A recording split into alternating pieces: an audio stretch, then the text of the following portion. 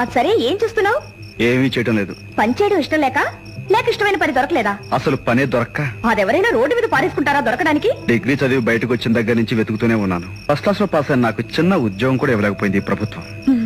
భారతదేశంలో ఉండే ప్రతి నిరుద్యోగి చెప్పే చేతకాని మాటలే నువ్వు చెప్తున్నావన్నమాట. అంటే? అవును, డిగ్రీ చేతికొచ్చిన ప్రతి యువకుడికి చేతనైంది ఇదొక్కటే. ప్రభుత్వాన్ని నిందించరు. మన పని మనమే వెతుక్కోవాలి.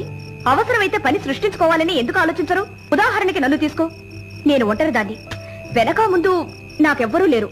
పొద్దునే 6 గంటలకల్లా లేచి 4 గళ్లలో ఆ పని ఈ పని చేసుకుంటాను. ఏ, నేను శుభ్రంగా బ్రతకటం లేదా?